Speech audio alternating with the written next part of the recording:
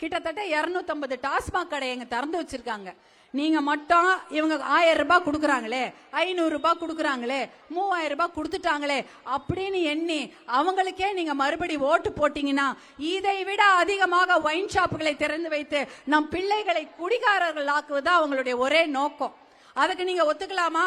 நீங்க ஒத்துக்கவே கூடாது. ஏனென்றால் இது ரொம்ப தவறான ஒரு விஷயம் இல்லையாமா?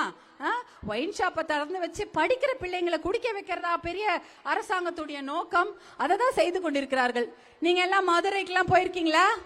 மதுரை மீனாட்சி அம்மன் கோயில் போயிருக்கீங்களா? யாராவது போயிருக்கீங்க? ஒரு 4-5 பேர். எல்லாரும் போயிருக்கீங்களா? இல்ல. நீங்க இந்த பக்கத்துல மதுரை மீனாட்சி போனோம்னு ஆசையா? போனோம். ஆசை. ஆனா பஸ் கிடையாது தெரியுமா? செய்யாறுல இருந்து தென் மாவட்டங்களுக்கு பஸ் கிடையாது. செய்யார் பகுதியில பேருந்து வசதிகளே கிடையாது. ஒரே ஒரு பேருந்து ஓடுதான் ஒரு இடத்துக்கு, அவ்வளவுதான். அதே 5 சொன்னாங்க. அந்த பேருந்து மட்டும்தான் ஓடுது அப்படின்றாங்க. பேருந்து வசதி கூட இல்லாம ஒரு ஊரை வச்சிருக்கீங்க. நம்ம சுதந்திரம் வாங்கி 75 வருஷத்துக்கு மேல ஆகுது. பேருந்து வசதி கிடையாது. ட்ரெயினை பார்த்திருக்கீங்களா யாராவது?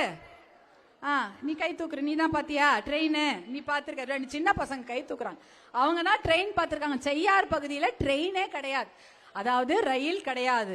அதனாலதான் 2008 பாட்டாளி மக்கள் கட்சியை சேர்ந்த அமைச்சர் அரங்க வேலுஜி ஐயா அவர்கள் தான் வந்து இந்த பகுதிக்கு செய்யாறு நகரிக்கு ஒரு ரயில் தடத்தை விட்டாங்க, ரயில் தடத்தை அறிவிச்சாங்க.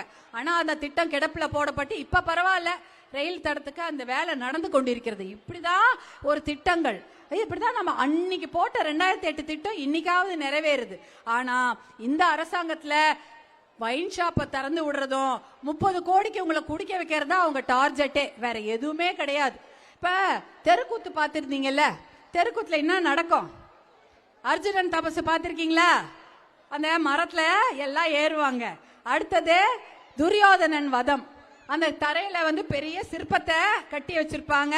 அந்த சிற்பத்துல இருந்து அதை போய் எல்லாரும் அதை அடிச்சு அதை கொல்ற மாதிரி எல்லாம் காட்டுவாங்க.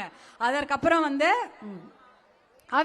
வந்து அந்த சிற்பத்தை அந்த தெருக்கூத்துல வந்து அந்த காந்தாரி அம்மா அழுதுகிட்டே போவாங்க ஊர் முழுக்க.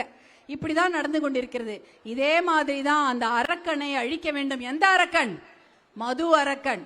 குடி என்ற அரக்கனை இதே மாதிரி வதம் செய்ய வேண்டும். அப்படி செய்தாதான் இன்னைக்கு நம்ம பிள்ளைகளை நாம் காப்பாற்ற முடியும்.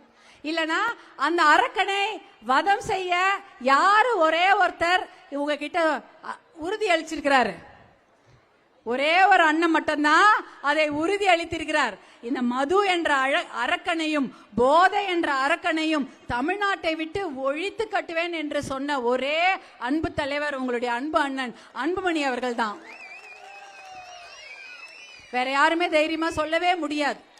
ஏன்னா நல்லா தெரியும். ஏன்னா பாதிக்கப்படுவது முழுக்க விவசாய குடும்பங்கள் தான். அத்தனை விவசாயியோட குடும்பத்திலையும் அந்த விவசாயியோடைய மக்கள்லாம் வந்து பாத்தீங்கன்னா அவ்வளவு பெரிய குடிப்பழக்கத்துக்கு அடிமையாகி, போதை பழக்கத்துக்கு வேற அடிமையாகி இன்னைக்கு பெண்கள்லாம் அவ்வளவு கஷ்டப்படுறாங்க. ஏமா கஷ்டப்படுறாங்களா இல்லையா? ஆமா தானே?